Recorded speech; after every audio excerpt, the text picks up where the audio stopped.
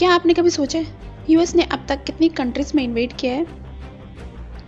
अगर आप क्यूरियस हैं then be with me till the end of the video to know the list of countries. Since 1942 मतलब पिछले 80 सालों में US has not invaded a single country. I know it's shocking and it sounds something atpata, but as you know it's not the reality. So guys, welcome to the another section of geopolitics, and here we're going to discuss about US successful and unsuccessful attempts of invading foreign territory for whatever reason.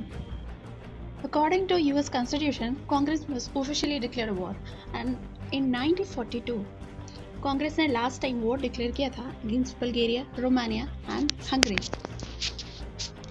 और ये जो 3 countries हैं वो आपके access power के part हैं.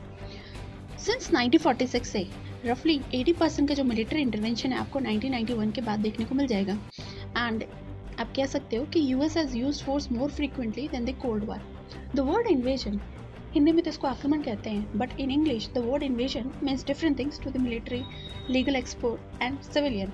और US की जो मिलिट्री इंटरवेंशन है उसके कुछ रीज़न हो सकते हैं, जैसे टू फाइट टेररिज्म, जैसे सीरिया में हुआ था, रिजीम चेंज, सोशल रिफॉर्म, या फिर यूएस के जो अलाइज हैं उन्होंने अगर हेल्प मांगा है तो यूएस अपने ट्रूप्स भेज सकता है.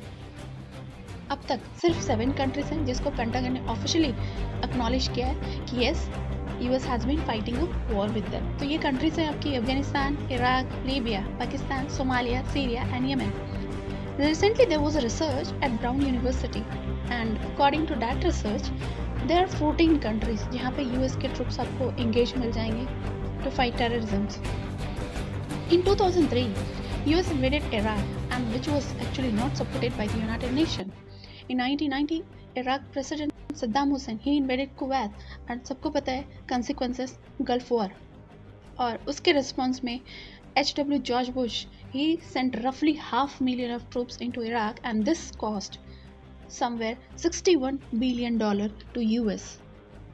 In mid-90s US invaded Bosnia and Kosovo to assist them through the Yugoslavia war, and the end of the war country witnessed ethnic cleansing and mass rape by the Serbs against the Bosnian Muslims. In 2011, US operated a covert operation in Pakistan to capture and kill terrorist Osama bin Laden.